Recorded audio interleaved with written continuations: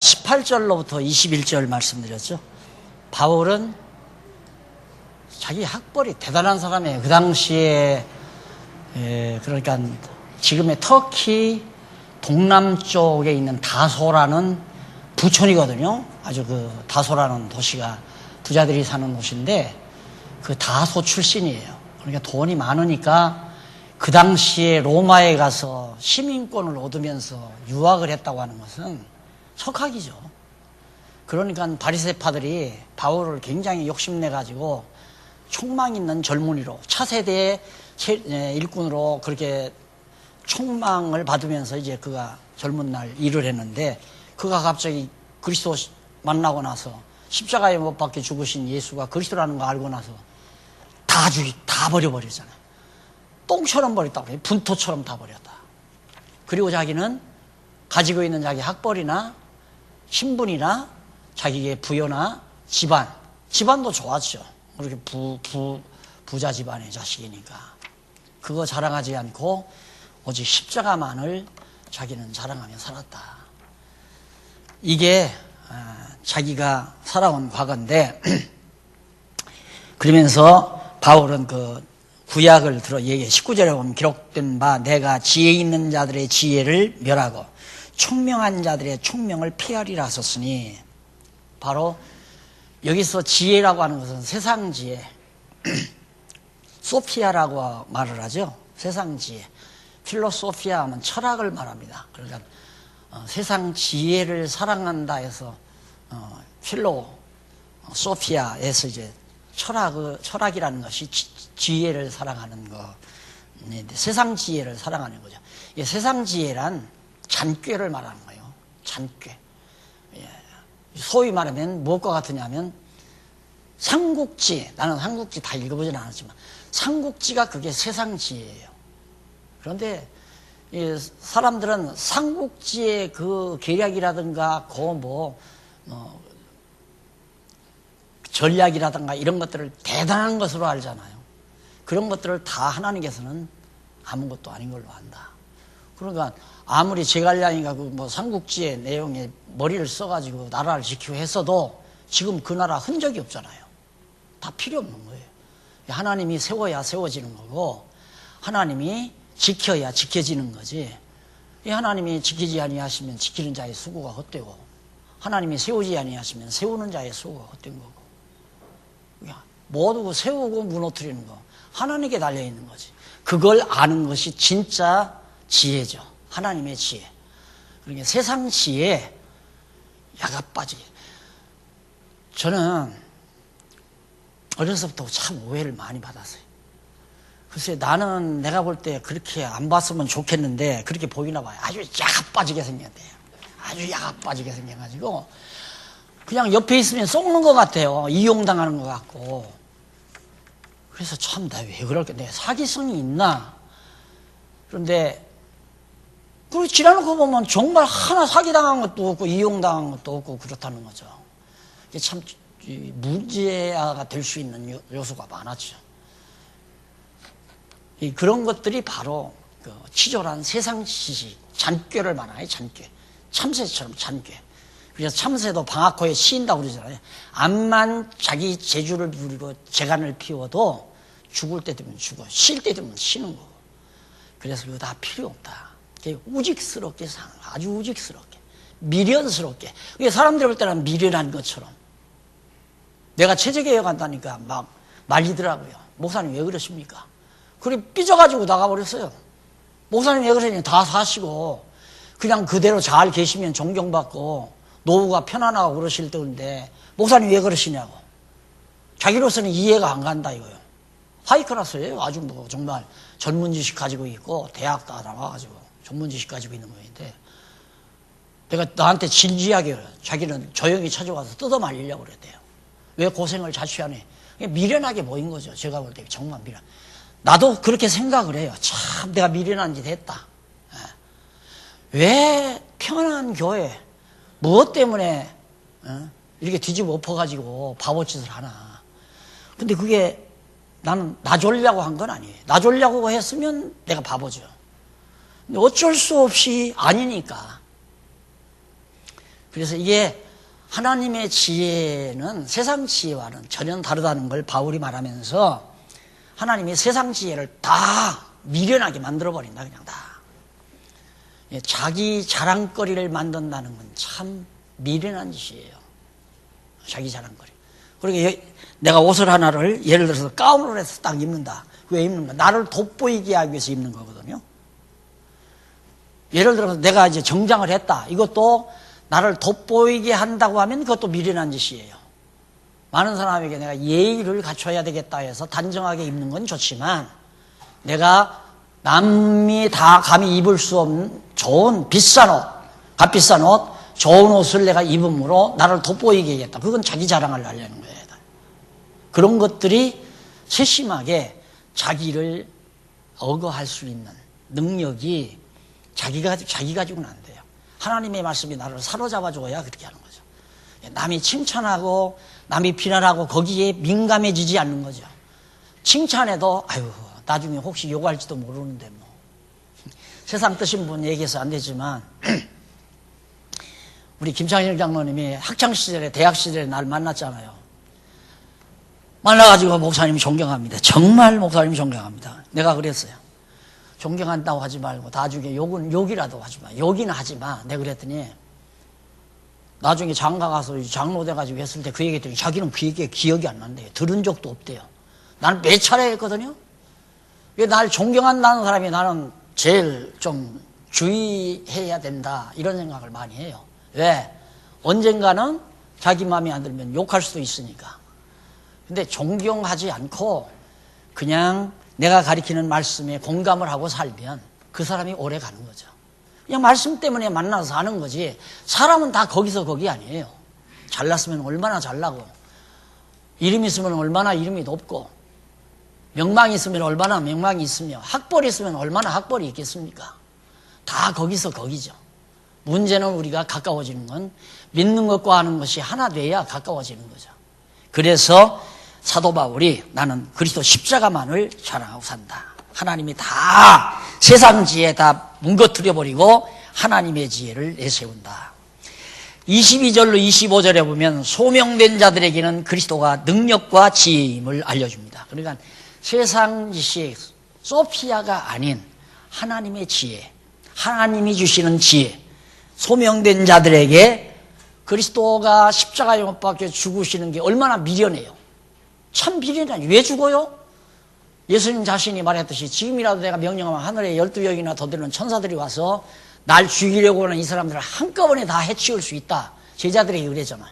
그렇게 살아야 정말 당당하고 지혜로운 건 아니에요?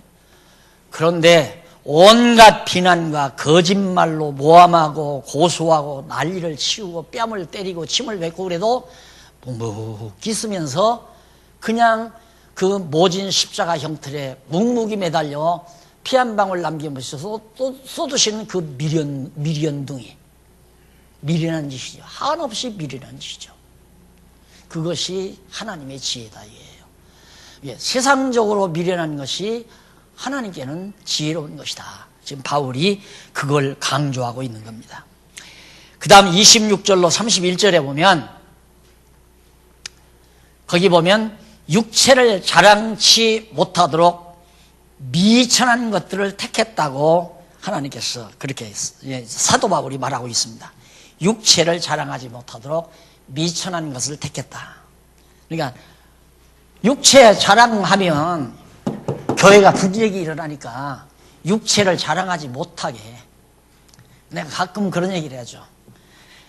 키가 그냥 탁 더도 말고 10cm 가까이만 좀 컸었으면 나도 몇만 명 목회를 한번 할 수 있었을 텐데 사람들이 그러더라고요. 목사님은 키만 조금만 컸으면 대성을 할 건데 그래서 니나 커라. 내 속으로 그래요. 니나 커라. 바울이 그렇게 못생겼대요. 외모는 참 못생겼대요. 작고 뭐 전설에 의하면 눈찐지기, 눈 찐적찐적하니 뭐 병이 있고 그랬대요. 그렇게 딱 겉으로 보면 흠모할 만한 것이 없도록. 예수님도 그랬잖아요. 예수님도 정말 흠모할 만한 것이 없는 모습으로 이 땅에 오셨다. 하나님이 왜 바울 자기 자신과 같은 보잘것없는 외모가 보잘것없는 자기를 왜 택했는가? 자랑하지 못하게 하려고, 자기 드러내지 못하게 하려고.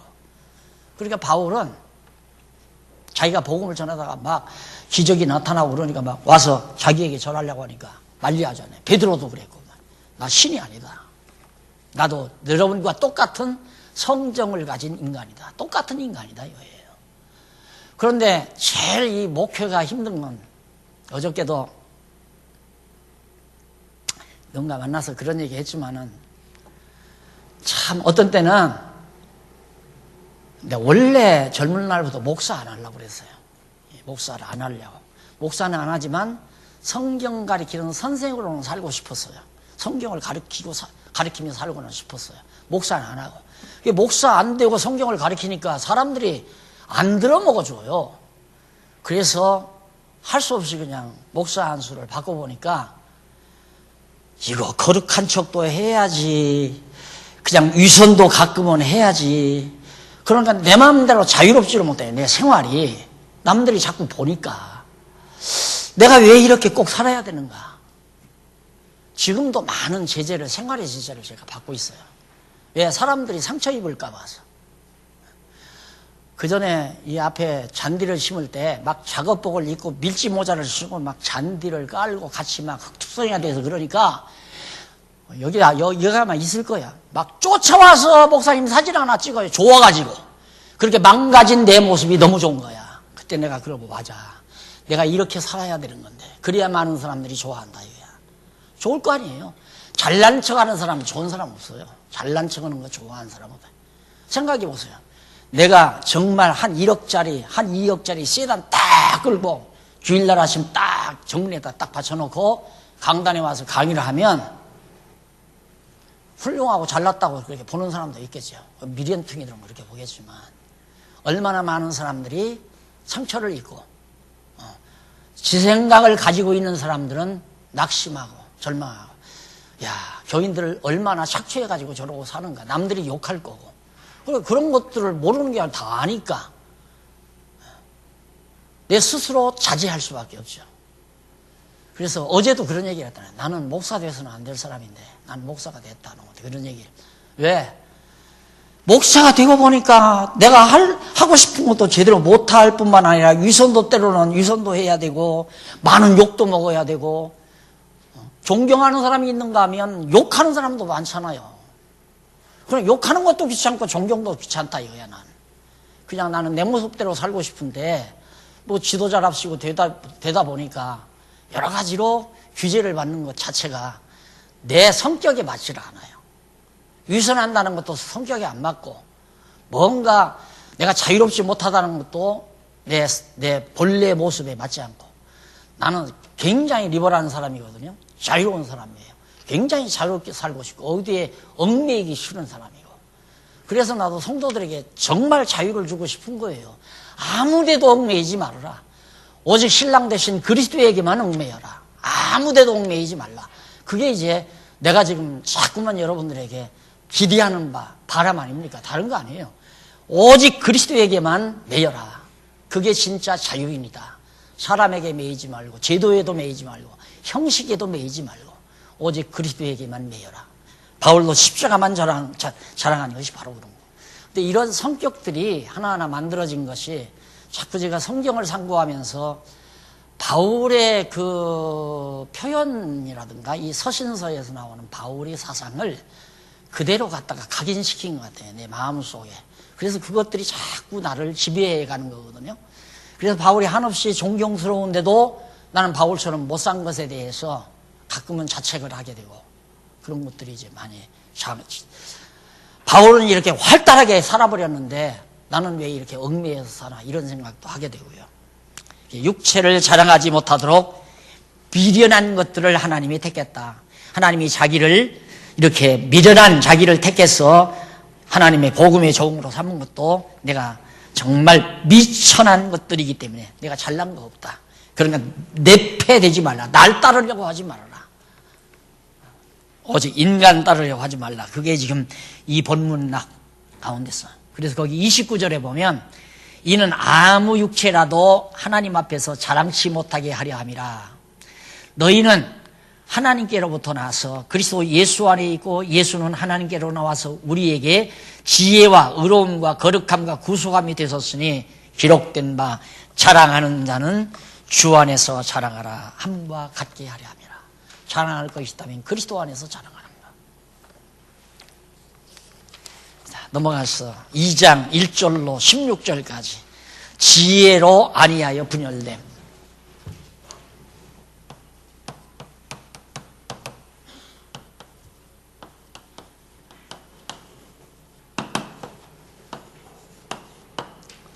이 2장 1절로 16절. 왜 교회가 분열하는가? 분열되는가? 지혜로 하지 아니하니까. 그러니까 인간의 지혜로, 잔꾀로, 이렇게 하면 되게 유익하겠다. 이렇게 하면 좋겠다. 이렇게 자기 좋은 대로 하려고 머리를 쓰고 생각을 하니까 그건 세상 지혜죠. 인간의 잔꾀. 참새머리죠. 참새머리, 쉽게 말해서. 이렇게 하면 저 사람 함정에 빠뜨려 놓고 이렇게 해서 저 사람 넘어뜨리면 내 기분이 좋겠다. 이런 생각. 이것들이 전부 인간들이 요즘 드라마 보십시오. 전부 그걸로 드라마 같은 거 이렇게 보면 어떻게 하면 저 사람을 무너뜨리고 내가 서는가. 아니 남자 하나 놓고 처녀 둘이서 어떻게 하면 저 남자하고 이 여자하고 가까이 지내는 걸 이간 붙이고 자기에게로 마음이 돌아오게 할까. 무자비하게 하잖아요. 무자비하게. 그걸 보고 내가 딸들을 공연히 나눴다 싶어요. 이런 악독한 세상에서 뭐로 이거 살게 하려고 딸들을 나눴나. 그래 요즘 딸 둘 시집 안 가도 하나 걱정도 안 한다니까. 차라리 그렇게 살아라 그냥. 얼마나 세상이 악독한지 몰라요. 그게 대중이야 그냥. 이 세상 흐름이에요. 남 죽여야 내가 사니까. 교회 안에도 그런 것들이 밀려 들어온단 말입니다. 계속해서. 남 죽이고 내 이익을 보고 내 좋게 만들려고 하는 생각들이. 그게 세속적인 생각 아니에요. 인간의 지혜. 그래서 거기 보면 근거 그 중간 조금 내려와서 문단에 보면 일찍이 여호와 하나님께서는 르호보암 왕이 지혜로운 노인들을 의존하지 아니야. 의견을 듣잖아. 솔로몬 왕이 이제 말기죠. 근데 솔로몬 아들이 르호보암 아니에요. 그래서 솔로몬이 죽고 르호보암이 왕이 됐어요. 왕이 되니까 아버지의 신하들은 다 늙었잖아요.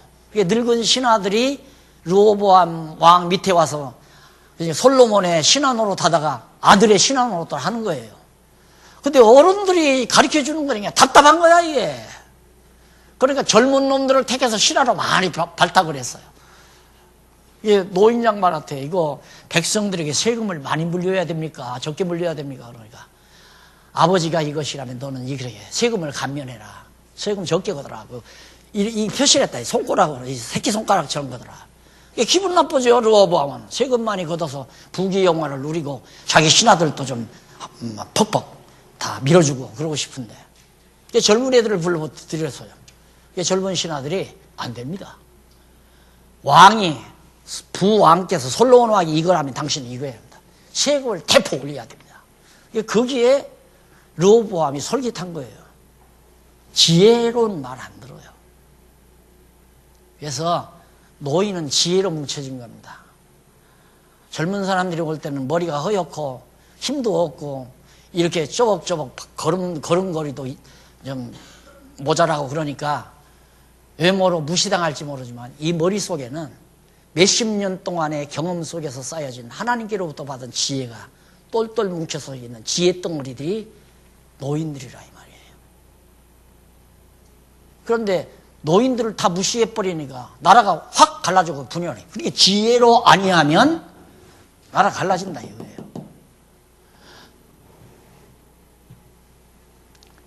여호수아가 광야 40년 살 때 다 봤잖아요. 그걸 다 봤기 때문에 여호수아는 지혜가 있어요. 어떻게 해야 나라가 평안하게 잘 산다는 게. 근데 여호수아 죽고 그 시대 사람들이 노인들이 다 돌아가셨어요. 그 젊은 사람들이 딱 나라를 잡더니만 그때부터 사사시대가 오잖아요. 망했다, 흥했다, 망했다, 흥했다, 망했다, 흥했다. 그래서 우리 지도자 협의회는 노인들 원로, 이게 이제 은퇴한 게 아니에요. 다 힘으로 해요. 원로들이 하나님께서 부르시는 날까지 그동안 하나님께서 주신 지혜를 머리에 담아서 실무하는 모든 권사님들, 장로님들을 지혜로 잘 보살펴주면서 협조해주면서 그렇게 해서 해가는 것이 우리가 성경대로 바로 지금 지도자 협의회 그 구조가 바로 그런 식으로 되어 있지 않습니까? 그리고 과거에도 다 어른들, 우리가 처음 권사 안수할 때도 제일 살아계신 우리와 관련 있는 권사님들 가운데 이옥분 권사님 모셔왔고, 거동도 불편한데, 또 장일화 권사님 거동도 불편, 교회도 못 나오시는데 모셔다가 두 분 노인들을 통해서, 여기 아마 그 어른들에게 안수받은 권사님들 계시죠. 노인들에게서 세움을 받는, 그게 성경적이에요. 옳은 거고. 새파란 권사가 새파란 권사에게 안수를 한다, 그거 안 맞잖아요.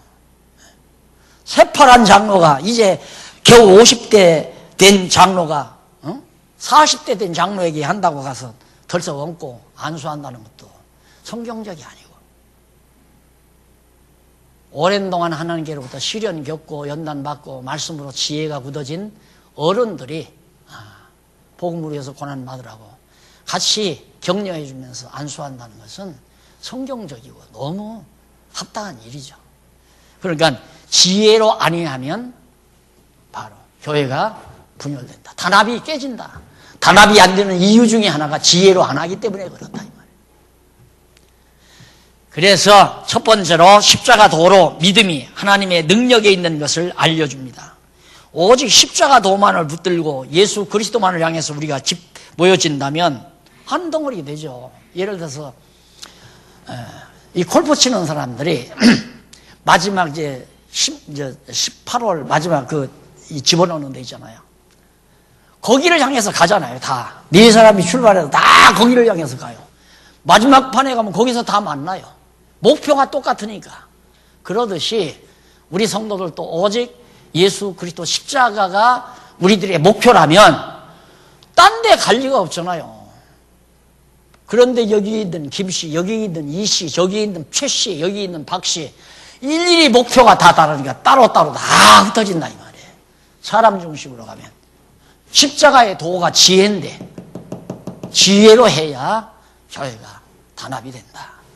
그것이 지금 1절로 5절 사이에 나오는 얘기인데, 거기 보면 이런 말이 하나님의 증거란 말이 나오죠. 거기 1절 한번 형제들아 내가 너희에게 나아가 하나님의 증거를 전할 때, 여기서 하나님의 증거라는 말이 거기 헬라어 하나 나오죠. 미스테리온이란 말. 이는 비밀이란 말이에요. 비밀 또는 신비 등의 뜻으로서 본문에서는 비밀로 번역하는 것이 문맥상 자연스럽다. 하나님의 증거가 하나님의 비밀이란 말이에요. 비밀이라는 게 십자가의 도로 드러난 거 아니에요. 그러니까 하나님의 비밀은 감추었던 십자가의 도로 드러난 복음의 말씀, 비밀의 말씀이죠. 이 지혜라 이 말이에요. 이걸로 우리가 만나야 한 덩어리가 된다. 누구 주장으로 만나고 누구 주장으로 만나고 내 주장대로 따라오고 내 주장대로 따라오면 다 각각 흩어지는 거죠. 내 주장도 아니고 내 주장도 아니고 그 사람의 주장도 아니라 오직 그리스도의 말씀으로 우리는 이 객관성이 분명히 있잖아요. 절대 객관성. 그러니까 단합이 가능하다 이거예요. 내 생각대로 하자면 안 되죠. 누가 박 목사 생각대로 하고 싶은 사람이 누가 있어요? 박용기가 하자는 대로 할 사람이 누가 있느냐? 아무도 없어요. 또 나도 그렇게 안 하고 내 생각대로 하자고 해서도 안 되고, 그런다면 미련하고 바보 멍충이죠. 하나님의 말씀이 이러니까 말씀대로 합시다 이거지, 내가 말하는 대로 따라오십시오 그게 아니잖아요. 그런데 자칫 잘못하면 성경이 이러니까 이렇게 합시다라고 하면 박 목사는 반마 자기 주장대로 하자고 한다. 말을 얼른 들어보면 내가 그 말을 성경에서 말을 했으니까 내가 하자는 대로 하는 걸로 말한다고 해도 말을 분별하지 못하는 깜막 속는 거죠. 정말 그래? 박 목사는 왜 그렇게 자기 생각대로만 하려고 그래? 이렇게 말려 들어가는 거죠. 내 생각대로 하자는 얘기 아니에요. 나도 나 손해보면서 내게 불리한 조건이라도 하나님의 말씀은 하나님의 말씀대로 하자는 것 뿐이지, 나 좋은 대로 하자는 얘기는 아니라, 나 좋은 대로 하자면 따라서 하면 안 돼요. 왜 여러분들이 나 좋은 대로 해야 됩니까? 나 좋은 대로 내가 하려면 여러분들도 여러분 좋은 대로 해야지. 안 그래요? 그러니까 우리가 하나 되는 단합이 깨지는 이유는 지혜로 해야 한다. 내 주장이나 네 주장이나 그 사람 주장이나 사람 주장 따라가면 안 된다. 자, 그렇게 해서 정리를 해놓은 내용이 나와 있고요. 그 다음에 조금 지나서 4절에 한번 보세요. 내 말과 내 전도함이 지혜의 권하는 말로 하지 아니하고, 여기서 지혜의 권하는 말이란 철학적이고 이론적이고 아주 학문적인 이런 지혜로, 세상 지혜를 말하는 겁니다. 이런 세상적인 지혜의 말로 하지 아니하고, 할만하죠. 바울은 석학이었으니까, 그 당대의 석학이었으니까 헬레니즘, 히브리즘 모든 철학 다 섭렵한 사람인데 왜 할 말이 없겠어요? 근데 그거 다 필요 없더라요. 다 분토처럼 져버려버리고 오직 비련하게 보이는 십자가의 도만 자기가 전했다. 그래서 지혜의 권하는 말로 하지 아니하고 다만 성령의 나타내심과 능력으로 하여 너희 믿음이 사람의 지혜에 있지 아니하고 다만 하나님의 능력에 있게 하려 함이라. 하나님의 능력, 이 지혜죠. 십자가의 도가 하나님의 능력이라 이 말이죠. 그리고 넘어가서 2장 6절로 12절 한번 보세요. 2장 6절로 12절 보면 미리 정한 하나님의 지혜는 성령만 통달할 것을 알려줍니다. 하나님의 지혜는 사람의 지식 가지고 못 깨달아요. 절대 못 깨달아요. 사람 생각 가지고 안 돼요. 나는 이 강론집을 쓰면서 참, 오늘도 어느 장로님이 나한테 그래요. 목사님 어떻게 그걸 쓰면서 막 하기도 싫고 그래서 쓸 건데 어떻게 이걸 끝까지 이렇게 하셨느냐고 묻는데 제가 그렇게 답변을 했어요. 내가 금광을 캐는데, 금광 광맥을 발견한 거지, 금을 캐는데 캐다가 10m를 캐 들어가도 금맥이 안 나타나는 거예요. 그러면 놓지요. 꽃갱이도 놓고 좌절해버리고 광산 다 패버리고 말아버리죠. 그런데 이게 캐면 캘수록 금맥이 끊이지 않고 나오니까, 계속 금맥이 있으니까 100m고 500m고 1000m고 캐 들어가는, 계속 금맥만 보고 캐 들어가니까 그 금맥이 안 보였으면 피골이 상접했을 거예요. 바짝 말라가지고. 저 처음에 장안중앙교회 개척할 때 누가 사진 하나 찍어준 거 있는데 이렇게 했습니다. 아마 이거 쓸 때 이렇게 바짝 말랐을 거예요. 얼마나 신경을 쓰겠어요. 이 말을 막 고민하고 괴로워하고 막 이걸 억지로 하고 이거 써야 되는데 이거 쓰다 말면 자존심 상하는데 이런 생각 가지고 이거 했으면 이렇게 되는 거죠. 그런데 나오니까 즐겁게 캐면 또 나오지, 캐면 또 나오지. 그래서 빨려 들어가서 결국 20년 동안에 쓴 거 아니에요. 그러니까 읽는 분도 그 맥을 찾으면 끝까지 다 읽는 거예요. 읽는 분도. 그래서 나 그걸 이게 쓰면서도 정말 이걸 사람들이 읽어줄까? 이렇게 무미건조하게 쓰는 걸 읽어줄까? 뭐 거기에서 토끼 얘기도 나오고 곰 얘기도 나오고 재밌는 천사 얘기도 나오고 누구 뭐 젊은이들 뭐 로맨스도 나오고 이러면서 재밌게 써준 소설같이 써놓으면 사람들이 말려들어서 읽겠지만, 이렇게 무미건조하게 성경은 이 말씀은 이런 내용입니다, 이 말씀은 이런 내용입니다, 이 말을 사람들이 읽어줄까? 읽더라니까요. 한 번 읽으면 어떤 사람은 석 달 만에 다 읽었다고 들어요. 석 달 만에 다 읽고 또 읽는데 이제는 1년 걸려서 읽으려고 찬찬히 읽어 안 돼요. 이걸 뭐 하려고 읽어요? 말려드니까 읽어하는 거예요. 그 금맥이 보이니까. 그래서 하나님의 지혜, 이 지혜는 성령께서 역사하지 아니하면 절대 성경은 못 깨닫는다. 그래서 성령 감동으로 기록했기 때문에 성령께서 그때그때, 얼마 전 썼던 마지막 18권도 그래요.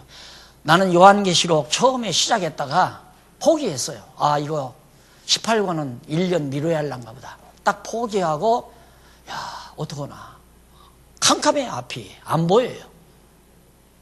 개론은 해놨는데 내용이 구석구석 내용이 다 맞아 떨어져야 되잖아요. 대충은 해놨는데 그런데 갑자기 어느 날 어느 한 부분이 딱 열리기 시작하지 막 그대로 금맥이 보여요. 막 맥이 딱 보이니까 제일 빨리 있었잖아요. 다른 건 보통 4월 말 아니면 5월 초 끝나거든요. 탈구가. 그랬는데 이번에는 3월 말에 끝냈어요. 제일 빨리 끝냈어요. 요한계시록. 그러니까 그런 것들도 야, 이거 내 지혜로 하는 게 아니라 성령께서 그때 감동해서 했다는 게 그렇게 말하지 않을 수가 없는 거죠. 그러니까 사람들이 목사님 이거 어떻게 이걸 알아서 썼어요? 그러면 나도 모른다고 하죠. 그럼 처음에는 첫마디가 나도 몰라요. 내가 어떻게 그걸 해요? 성령께서 나에게 감동을 주시고 지혜를 주니까 내가 했죠. 그렇게 답변할 수밖에 없는 게 아니라 사실이 그래요. 나도 놀란다니 내가 이걸 어떻게 깨달았는가. 그래서 정말 이 말씀도 미리 정한 하나님의 지혜는 미리 다 정해놨어요. 예수님 십자가에 못 박혀 죽을 거 정해놓고 부활 승천하실 거 정해놓고 복음의 내용이 다 정해져 있는 거란 말입니다. 그런 하나님의 지혜는 성령 충만을 통하여 성령만이 그 모든 하나님의 비밀의 지혜를 성령만이 다 통달할 수 있다. 아무도 통달 못해요. 그러니까 창세기부터 요한계시록까지가 성령께서 감동해서 기록한 건데 성령이 감동 안 하고 그걸 어떻게 다 일맥상통하게 깨닫느냐 이 말이에요. 자, 이런 얘기를 하면 박 목사님 실컷만 제일 잘났다. 지금도 누가 그래요. 어제도 오늘 목사님 만나.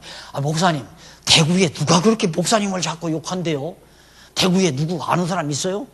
아는 사람은 우리 김승일 목사님인데 김승일 목사님이 왜 나를 욕해? 욕 안 한다. 아니 그 사람 아니고 어떤 목사가 있는데 그렇게 나를 그분 목사님은 나를 씹는데요. 내가 조금 잘나게 보였는가 보기도 하고 내가 웃고 말하지만 왜?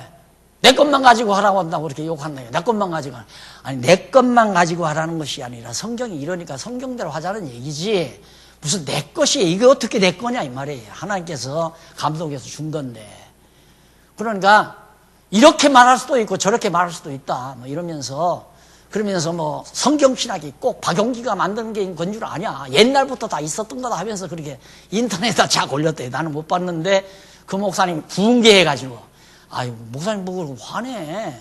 그런 일이면 한두 가지야. 나는 30년 듣고 살아왔어. 30, 40년. 지금도 듣고 있어. 그냥 보편적으로 생각을 해야지. 사람이 자기 마음에 안 들면 무슨 소린들 못해. 다 욕하고 헐뜯고 그래야 자기 잘난 맛이 드러나는 거. 인간 심리가 그러잖아요. 조금 남들이 볼 때 조금 잘한다 싶으면 그 사람 깎아내려야 내가 잘하는 것처럼 자기 스스로 느껴지잖아요. 그게 심리학에서 그게 바로 정론으로 나오는 얘기거든요. 그러니까 남을 비난하는 것은 자기가 잘나고 싶어서 남을 비난하는 거란 말이야. 심리학적으로. 그러니까 그런 걸 알면 남 욕하고 비난하면 좀 측은하죠. 안타깝죠. 뭘 그렇게 잘난 척하고 살라고 그러나. 그냥 살지. 하나님께서 못나게 살게 했으면 못나게 살고 천대받게 살게 했으면 천대받고 살고 그냥 하나님께서 살게 하신 대로 살지 뭘 그렇게 남 욕하고 비난하면서까지 잘난 척하고 살려고 그러는가. 그렇게 측은하게 생각되고 참 안타깝게 생각이 되고 그럴 수밖에 없잖아요. 모르면 화가 나고 나를 비난해? 가만둬봐. 내가 가만히 있는 줄 알아. 내가 누군지 알고 날 비난해. 이게 또 미련한 인간이라 이것도 역시. 자, 그 다음, 거기 누가 아무도 몰라요. 11절. 사람의 사정을 사람의 속에 있는 영 외에는 누가 알리요? 이와 같이 하나님의 사정도 하나님의 영 외에는 아무도 알지 못한다. 절대 몰라요. 암만 성경에 기록해 놔도 성경만 읽어가지고는 하나님의 그 마음을 모른다 이 말이에요. 기록하신 성령이 감동을 해서 깨닫게도 해야지. 그러니까 기록만 하게 하는 것이 아니라 기록된 말씀을 보고 깨닫게도 성령께서 해야 알지. 그래서 거기 보면 하나님의 아무도 모른다. 영을 받지 아니하고는 12절. 우리가 세상의 영을 받지 아니하고 오직 하나님께로 온 영을 받았으니 이는 우리로 하여금 하나님께서 우리에게 은혜로 주신 것들을 알게 하려고 우리에게 성령을 보내주신 것이다. 성령을 왜 보냈는가? 하나님이 은혜로 주신 하나님의 말씀 지혜를 깨달아 알게 하려고 우리에게 보냈다 이거예요. 하나님께서. 그래서 거기 보면 이쪽에 15페이지에 중간 조금 못 미쳐서 헬라어 하나 나오죠. 텔레이오스라는 말. 그게 온전함이라고 온전한이란 말 나왔거든요. 얘기거든요. 온전한. 왜 그러냐면 6절에 보면 그러나 우리가 온전한 자들 중에서 지혜를 말하노니 이 온전한 자란 말이 장성한, 성숙한 그 말이 장성한으로 번역하는 것이. 그래서 성년, 어른이란 말이 어른, 성년. 그래서 아까도 말했지만 어른을 집안에서도 마찬가지잖아요. 어른을 무시하는, 할아버지 할머니를 무시하는 집안, 무슨 좀 야한 말로 무슨 채반 집안이라고 그러죠. 어른을 무시하는 집안은 완전히 그건 채반 집안이에요. 개채반 집안이라고 해요. 개채반 집안. 교회도 마찬가지입니다. 어른들을 무시하는 교회. 이게 성숙한 성장한 어른들. 근데 이 세상이 그렇게 돌아가요. 세상이. 예. 다 어려울 때 나라 이렇게 해서 경제 발전 시켜가지고 먹고 살만 하니까 이제는 땀 흘리고 애써서 산업 일으켜놓은 어른들은 지금 완전히 다 그래가지고 어른들이 화가 난 거 아니에요. 그러니까 이제 대통령 가면 어른들 잘 모시겠습니다. 뭐 연금도 많이 드리겠습니다. 그래가지고 다 대통령도 되고 그러잖아요. 그분들이 다 경제 발전 일으켜놨는데 집안도 어른들이 할아버지 할머니가 논전답 산떼기밭 다 읽어가지고 논전답에서 자식들을 가르쳐가지고 집 사고 집 짓고 해서 가대 일어났는데 좀 먹고 살만하니까 아버지 저 밭 팔아서 나 사업자금 내주세요. 갔다가 다 저질러 버리고 어머니 아버지 노후에 결국에는 거지 생활하게 만든 그런 집안들이 많이 있잖아요. 똑같이 교회도 장성한 자, 어른들이죠. 성숙한 자, 청년들, 어른들 이들에게 자기가 사도 바울이 지금 말한다 하면서 지혜는 성령을 통해서만 이루어진다. 아무나 하나님의 말씀을 깨닫는 것이 아니다. 그러면서 이 지혜는 이 세대의 관원이 하나도 알지 못해. 이 세대의 관원이라는 말은 그 당시에 잘나고 대단한 석학들, 훌륭한 사람들이라고 하는데 아무도 모르는 거예요. 아무도. 성령만이 아는 거지. 그러니까 아까도 그런 얘기했지만 요즘 우리 목사님들 이렇게 만나면 참 한숨을 쉬는 거예요. 목사님, 내가 몇십 년 목회해 왔는데 아무것도 몰라가지고 목회만 했다 이거예요. 그래 지금 마음이 허탈하다 이거예요. 내가 목사님을 뭐 10년이든 한 20년이든 만났어야 되는데 그래 내가 무슨 그냥 적기에 하나님이 만나게 한 줄 알고 그냥 되는 대로 살아요. 나는 그래버리죠.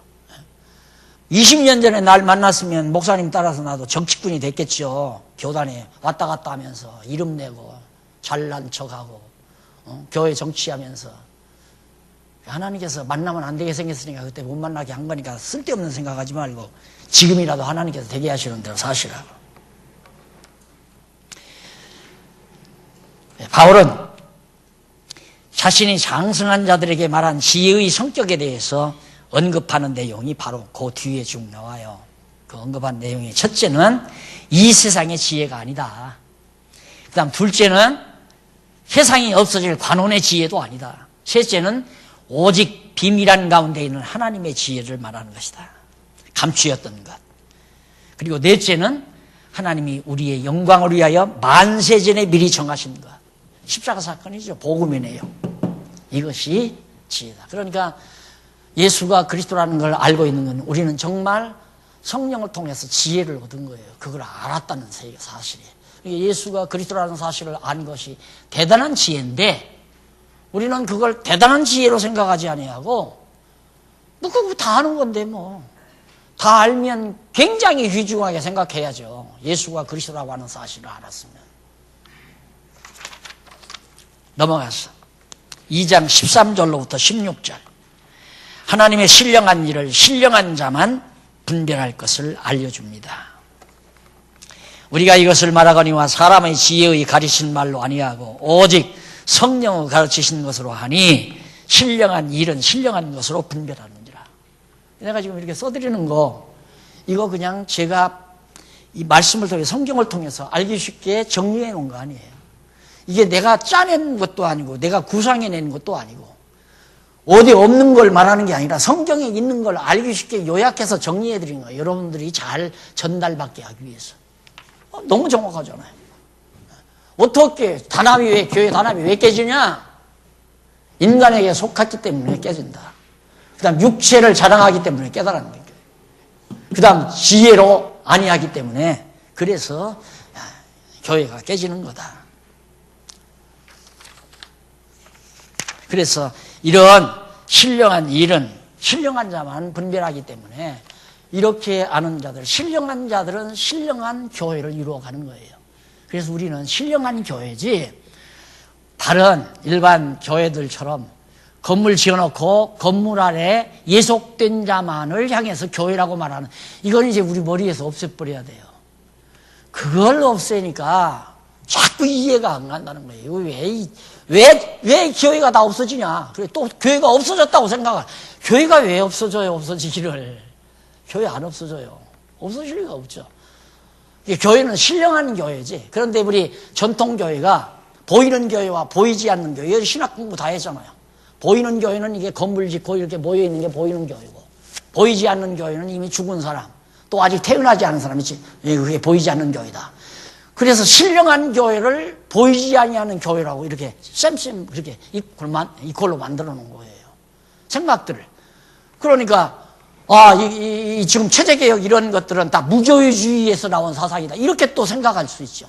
이 형태가 없어지는 거니까. 형태가 왜 없어요? 우리가 이렇게 모여있는 게 형태가 나오는 건데. 신령한 성도들이 모이는 곳이 신령한 영적 예배예요. 영적 생활이고 영적 교회를 세워가는 거고. 보이잖아요, 지금 다. 이렇게 나타나잖아요. 지상에 있는 교회가. 그런데 전통 교회의 틀과 다르다 해서 그게 이제 이해가 안 가니까 어려워지는 거죠. 이해 안 갈 거 없어요. 이게 건물이 무슨 교회예요, 이건. 건물은 우리 교회가 쓰는 하나의 부설물이죠. 우리가 쓰기 위해서 지어놓은 거예요. 사람이 많으니까 넓은 장소가 있어야 함께 모이잖아요. 그러다 보니까 이게 지은 것 뿐이지. 예를 들어 우리 교회가 한 20명만 모였다 하면 이거 질 필요 없잖아요. 어디 조그마한 오피스텔 하나 얻었어도 되고 아니면 큰 아파트 거실만 가져도 한 20명은 모이잖아요. 그렇게 모여서 해도 되는 거지만 사람들이 너무 많이 모이다 보니까 이렇게 이제 이루어지다 보니까 결국에 의욕적으로 이놈의 재산 덩어리가 커지니까 그래서 내가 항상 이놈의 재산 덩어리가 화근이다 한 얘기가 바로 그런 데서 이게 교회가 아니고 교회가 쓴 하나의 부설물인데 이걸 더 중요하게 생각하니까 중요한 것은 우리 성도들의 신앙이 더 중요하고 성도들이 가지고 있는 지혜가 더 중요한 건데 자 이렇게 해서 결국 첫 번째 이게 나와.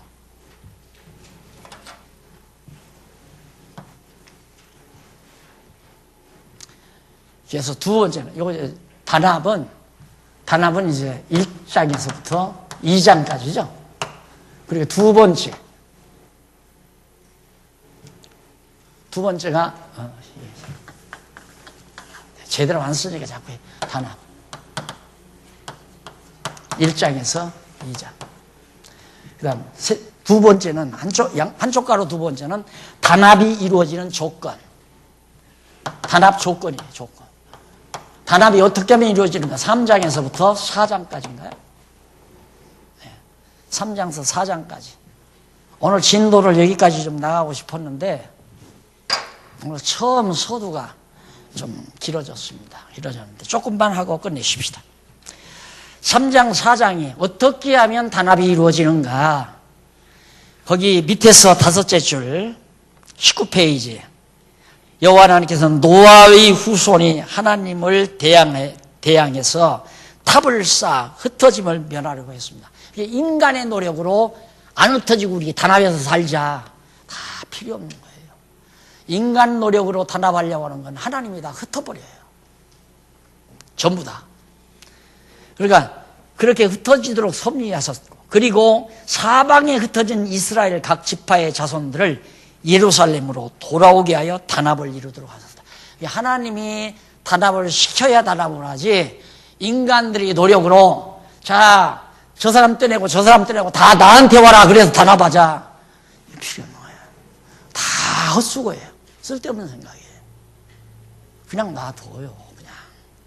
왜? 하나님이 단합시키고 하나님이 흩으시고 그걸 인간이 앞에 서서 단합시키려고 하고 인간이 앞에 서서 흩으려고 하고 내 마음에 안 드는 사람 다 흩어버리고 내 마음에 드는 사람들만 단합시키고 그러니까 교단이 되고 그러니까 하나의 이단 집단이 돼버리는 거고 그러다 보면 교주가 되는 거고 내가 미련했으면 아마 장안동서부터 교주가 됐을 거예요. 늘 조심하는 게 그겁니다. 교주 자리는 아니다. 나는 교회의 주인도 아니고 나는 다만 성경 가리키는 교사 이상도 이하도 아니다. 그래서 일찍부터 당회장 짓도 안 하고 그냥 당회 또 참석도 안 하고 아야 나는 교회 주인이 아니니까 그것 가지고 안 되더라니까요. 성경대로 교회가 바르게 체제가 갖춰지면 모르지만 내가 당회장 안 한다고 해서 교주 안 되는 게 아니에요.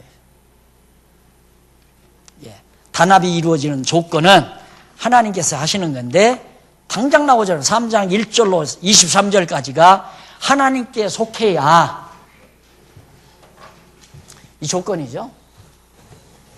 첫째가 하나님께 속해야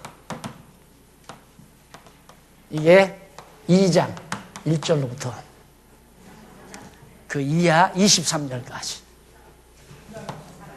네? 3장 죄송합니다.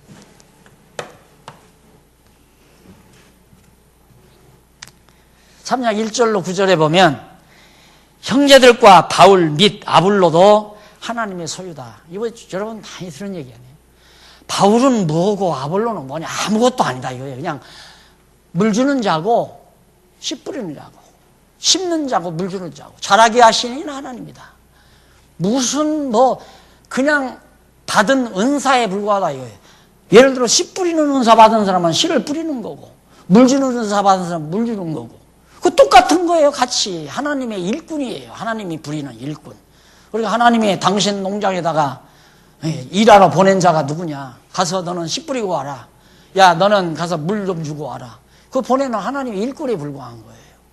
그런데 일꾼 속에 들어가서 그냥 화당을 이룬다는 거 말이 아니지 않느냐. 하나님께 속해야지. 이 말은 하나님께 속해야 또 예수 그리스도에게 속해야 성령께 속해야 그래야 교회가 단합이 된다. 근데 이게 참 어려워요. 인간이기 때문에 자기에게 친절을 베풀면 좋잖아요. 그러면 자연히 가까워지게 되고 가까이 지내다 보면 파벌이 되는 거고. 그래서 성도들이 늘 조심할 이유는 예를 들어서 박용기한테 전화가 왔다. 그럼 자질하죠 그냥. 나 그거 많이 봤어. 아유 목사님 웬일이세요. 하도 급해서 전화를 드리면 그럼 나는 가슴이 철컥해요. 그 말대로. 와, 내가 왜 이렇게 목회를 이렇게 했나. 네? 그런데 일주일이나 한 달. 내가 그래 여기 우리 유장로님 여기 계시구만. 유장로님은 여기 사무직원이 없으니까 2111 전화번호를 가지고 있어요. 교회 걸. 그래서 전화를 유장로님하고 몇 번 했지. 장로님들하고 전화도 잘 안 해요. 그래서 얼마 전에 누가 박 목사님 냉피동물이라고 소문이 자자합니다 그러더라고요. 근데 내가 만져보면 따끈따끈한데 왜 날들어 냉피동물이라고 하나. 이제 그런 걸 경계하고 살려니까. 그런 걸 경계하고. 누구나가 자주 전화해드리고 가까이 해주면 좋아하죠. 그러면 가까워지는 거고. 근데 그것이 사람과 사람끼리 가까워지면 교회가 단합되는 일에 도움이 되면 모르지만 그건 교회를 하나로 단합시키는 데는 결정적인 아주 치명타예요. 그건 아주 치명타라 이 말이에요. 더더군다나 우리 이제 연구소 체제와 같으면 지금 말씀 전하는 분이 4분이나 되잖아요. 근데 4분 가운데 누구 하나와 가까워져 버리면 그건 자연스럽게 분파가 이루어지는 거죠. 예? 친절이 불면 저분이 왜 친절하게 나한테 구나. 엊그저께도 오는 분 만나서 용서하시라고. 내가 호의를 다 받아들이지 못한 이유는 여차여차한 거니까 용서하시라고. 내가 또 한 번 용서를 구했어요. 내 마음으로 인간적으로 생각하면 당신 같은 사람 세상에 태어나서 만나기 힘든 분이다. 그렇지만 당신의 호의를 내가 훈연스럽게 받아들이지 못한 이유는 이런 사연 때문에 그러니까 그리스도 안에서 서로 가까이 지나자. 이러고 내가 사정을 했어요. 이번에도. 그러니까 그러지 아니하면 교회가 교회답다울 수가 없어요. 제 평생 남은 여생 소원이 그거 아니에요. 가능만 하면 우리가 완전해질 수는 없어요. 우리가 육신을 가지고 있으니까 이게 이제 100이라 싶다. 완전한 교회. 최소한으로 중간은 좀 넘어섰으면 되고 50%. 자, 욕심을 부린다면 70%만이라도 교회가 좀 더 성숙한 모습. 그거 한번 보고 죽었으면 좋겠다는 게 제 마지막 소원이에요. 그게 보여주고. 그러니까 하나님 하시는 일을 보고 살고 싶다는 말이 그 얘기예요.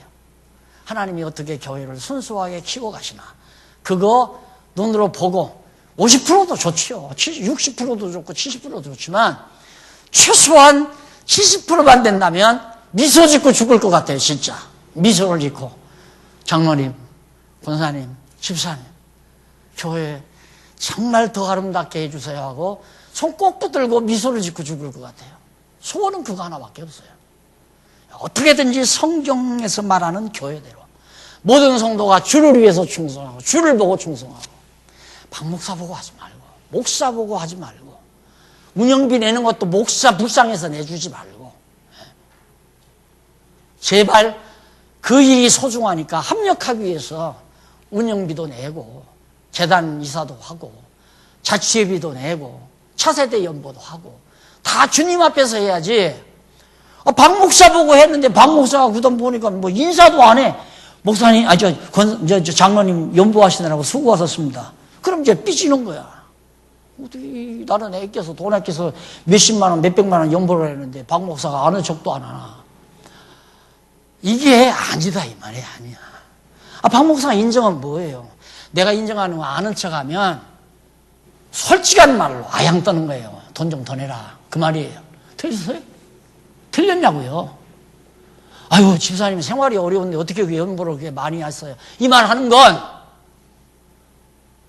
칭찬 듣고 좀 돈 좀 더 내라는 얘기 아니에요. 너무 야속스럽게 얘기하나? 나는 그렇게 생각을 해요. 그러니까 그 얘기도 못 하는 거야, 나는. 왜? 나를 위해서 한 것처럼 저분이 생각할까 봐서. 오직 주를 위해서. 오직 주만을 위해서.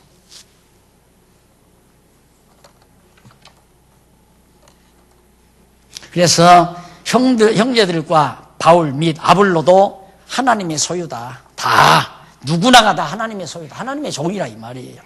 그거 안 읽어도 여러분 다 아는 거 아니야. 나는 아볼로에게라 하고 다른 이는 나는 뭐 바울에게라 나는 아볼로에게라 하니 너희가 사람이 아니리요 인간이니까 그렇게 인간을 중심으로 해서 서로 나는 누구에게 속했다. 나는 누구와 가깝다. 나는 누구가 더 좋더라. 나는 누구의 지도를 받아서 신앙생활을 해야 되겠다. 누구의 지도를 왜 받아요? 성경의 지도를 받아야죠. 그러니까 바울의 말을 듣고도 그냥 믿으면 안 된다니까. 바울이 그랬잖아요. 데살로니가 사람들은 너무 신사적이에요. 데살로니가 사람들은 베리아 사람들보다 더욱 신사적이어서 바울의 말을 듣고 그대로 믿어버린 게 아니라 정말로 그러한가 하고 성경을 참고했다고 그러잖아요. 아무리 박영기가 지금 이렇게 얘기했어도 참고를 해야 한다니까요. 요즘 참고하는 사람이 있더라고요. 공부 끝나고 나서 또 와서 왜?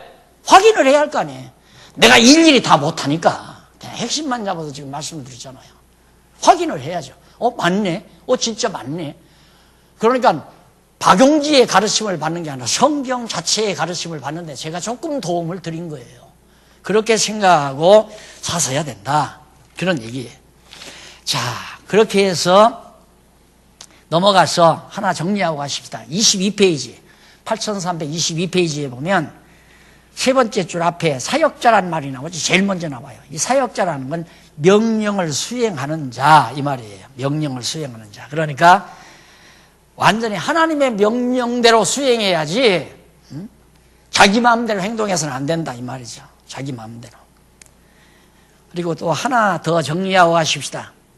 정리하고 가는데 거기 밑에 3장 10절로 17절 나오기 전 위에 쪽으로 우쪽으로 다섯째 줄 앞부분에 보면 바울 자신과 아볼로가 함께 하나님의 일을 하는 동력자라는 뜻이다.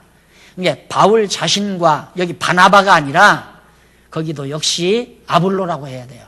이렇게 실수를 한다니까요. 이런 걸 찾아내야죠. 아볼로라고 해야 돼요. 바나바가 아니고. 자꾸 내리에 바나바가 새끼니까 쓰면서 이제 바나바라고 한 거죠.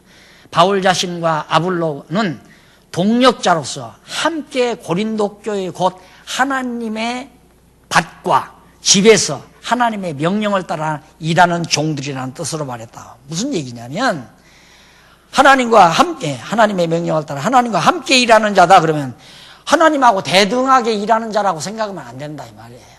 하나님과 대등하게 하나님과 함께 일하는 게 아니라 하나님의 일을 바울과 바나바가 함께 동력하는 자다. 그래서 동력자라는 말이 너무 좋아요. 그래서 직분별로 말하면 뭐 권사가 뭐 어쩌고 장로가 어떻고 그러는데 장로도 권사도 다 하나님의 일을 하는 동력자예요. 그래서 지도자라는 말보다는 동력자라는 말이 훨씬 더 부드럽고 좋다라고 내가 늘 강조하는 이유가 거기 있습니다. 조금 더 진행했으면 좋겠는데 3장 10절로부터 다음 시간 하기로 하고 오늘 강의 여기까지 마무리하겠습니다. 기도하십시다. 살아계신 하나님 아버지 은혜를 감사합니다. 하나님께서 이 땅 위에 주님의 몸된 교회를 세우기 위해서 아들을 보내시고 십자가에 못 박혀 죽으시고 부활 승천하게 하소서. 성령 보내가지고 오늘 이 자리에 하나님의 귀한 백성들을 모아주셔서 교회가 되도록 역사하셨습니다. 하나님의 지혜로 한 튼튼하고 견고한 교회가 되도록 인도해 주시옵소서. 예수님 이름으로 기도드립니다. 아멘. 수고하셨습니다.